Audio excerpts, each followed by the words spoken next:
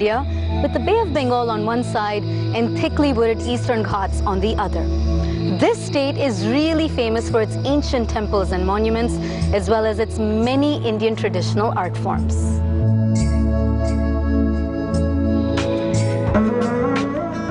I'm here in Odisha for the next couple of weeks to explore this diverse and vibrant state. During this time, I plan to travel extensively and see as many places as possible. And today, I'm starting my journey from Konark, which is one of the most famous destinations here.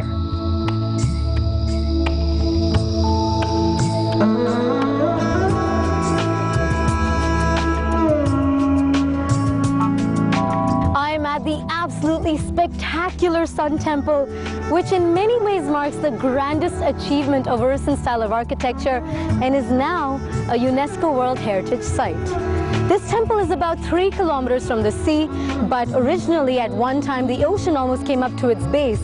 In fact, European sailors even referred to it as the Black Pagoda and also used it as a navigational point.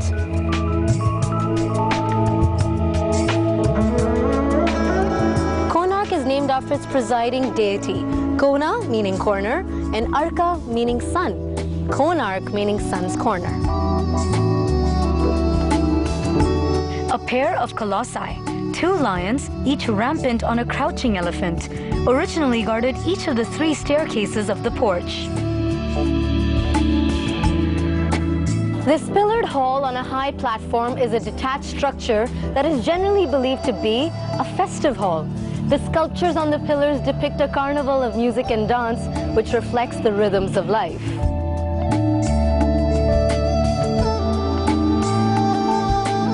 A modern flight of steps leads up to the sanctum. However, parts of the roof had caved in a long time ago. Inside, the pedestal is said to have been found empty while cleaning the debris. It is said that the deity has been moved to the Jagannath temple because the structure is now extremely weak and has been filled with sand and sealed on all sides to prevent further damage and collapse. The Konark temple was conceived as a huge and colossal chariot drawn by 7 galloping horses. The horses were made in such a way that Surya, the sun god himself, drove this chariot, with his place being inside the sanctum.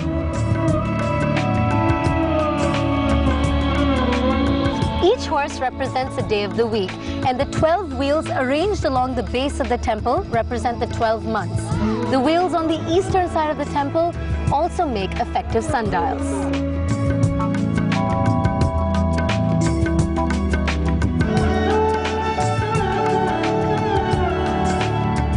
There are many amorous couple themes carved on these temple walls. It was believed that the male absorbs virtue and youth from the female. We can also see several sexo-yogic postures sculpted here. Konark is a sensory carnival. It has an interesting mix of the exotic and the erotic. It's a monument of overwhelming grandeur and a place that one must visit at least once in this lifetime.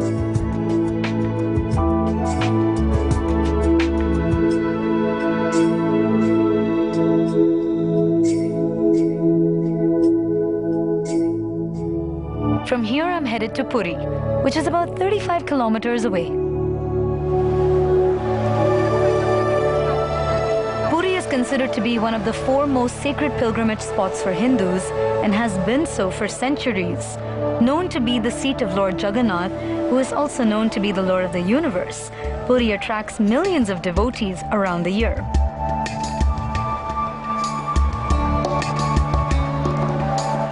This is Puri Beach. Thousands of pilgrims come here to take a dip in its waters, which are said to be holy and blessed. This is also considered to be a purifying ritual, which is performed before heading towards the Jagannath temple.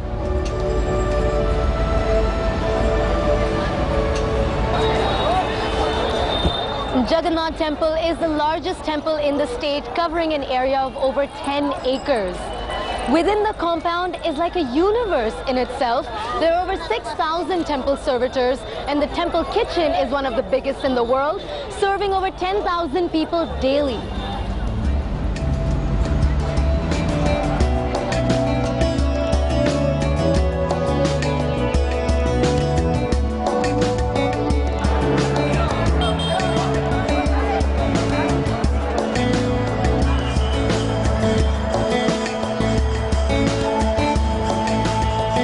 principal deities here are Krishna, his brother Balabhadra, and sister Subhadra.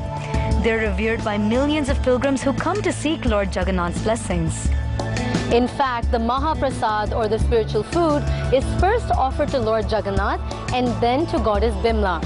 Only then is it given to the devotees. It is said that even a single bite of the Mahaprasad can lead to spiritual liberation.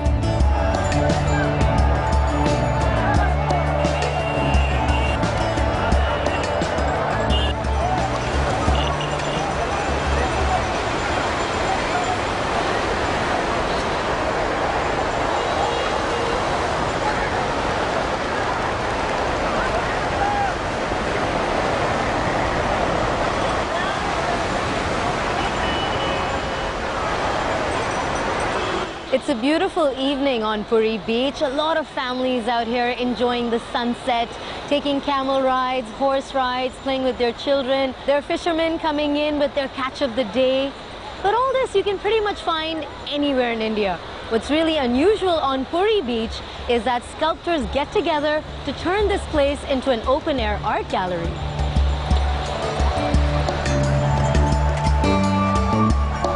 Sand art has been synonymous to Puri for centuries, and many believe that it actually originated from here. Unlike many ancient traditions, this one has not only survived, but is also flourishing.